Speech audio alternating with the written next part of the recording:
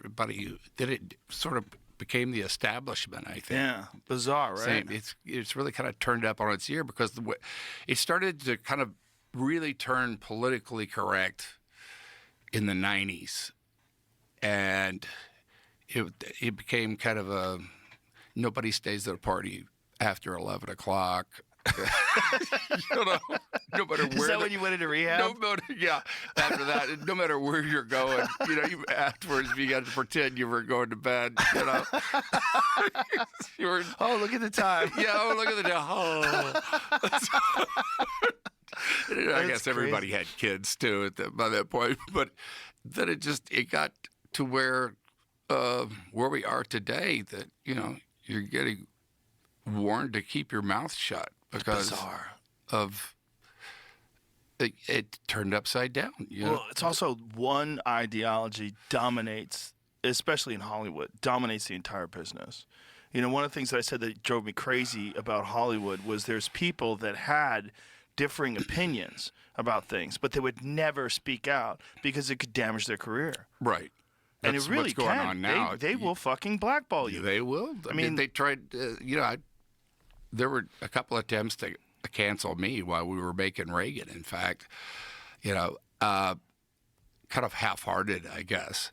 But it has become that, you know, and that ain't right. I mean, back then, you know, few people really were, I guess, conservative. Let's throw out parties and just call it conservative. I mean, you had John Wayne. John Voight. Yeah. But you didn't know if John Voight was conservative back then. He wasn't vocal about it? Not back in the 70s, no. But it was basically John Wayne and Charlton Heston. Right. And that was pretty much about it. But or anybody wearing a tie. Well, how did the rebels become, like, what the fuck happened? How did the rebels become the establishment? That is... we went through an era where remember tolerance. That was what we were trying to do, like back in the teens, I think, in the teens, where you tolerate other groups and all that. And that didn't last very long. And it seems like one had it over the other.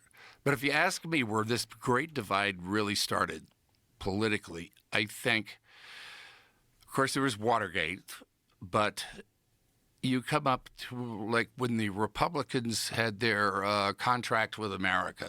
I think it was like '94, in the year that Clinton was going to be a lame duck president. They had those midterms, and then it started to become just along party lines, where there was no, you were a traitor if you went to the other side, or because we had conservative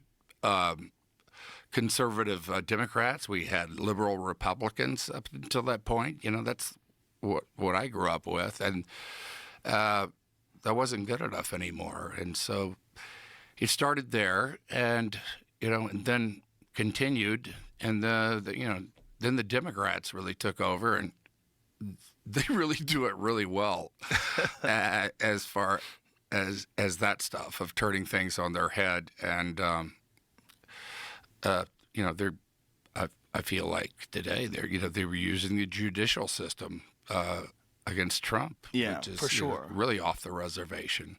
Well, they're using the judicial system against Trump. The entire media establishment, other than Fox News, is completely against anything Republican. Right. And it's filled. Did you see on Colbert the other day, Kristen Collins, is that her name? Yeah. I saw that. When she said, when Colbert says, Fox just reports, or CNN just reports the facts, and the whole audience starts laughing. Yeah, they said, was that a laugh line? Yeah, he goes, well, I guess it is. I guess it is. Yeah, which is hilarious. Look, people get it. Oh, they do get it. That's what, Well, the pandemic, bolsters me is that people do get it. Sometimes I think everybody's just swallowing this. There's a lot of people that are still swallowing. A lot of boomers, a lot of older folks that are just swallowing whatever's in the newspaper and whatever's on television. And a lot of people aren't news wonkies like you and I. Yeah. They just get the sound bites, and that's what they do it for. And it's disheartening. The more you do a deep dive on the actual facts about a thing, like I've heard people repeat. I've had conversations with people. They go, "Well, Trump's a felon. He's convicted of 34 felonies." I go, "Okay. Do you know what those things are? Do you know that they are misdemeanors?" Misdemeanors. Do you know that the statute of limitations had run out on this little misdemeanor? Yeah, the whole and thing it is wasn't a insane. campaign contribution. That they just did all kind of gymnastics to make it happen. And then the third person in line in the Justice Department comes back to New York to oversee this case, and just. It's just incredibly It's incredible. dangerous. It's Yeah. incredibly dangerous because It can also be turned around. yes, And there has to come a point where we go, stop. yeah. We have to stop this, or we're losing our country. Yeah, I think they're more concerned with being in power than they are with preserving the idea of democracy. That's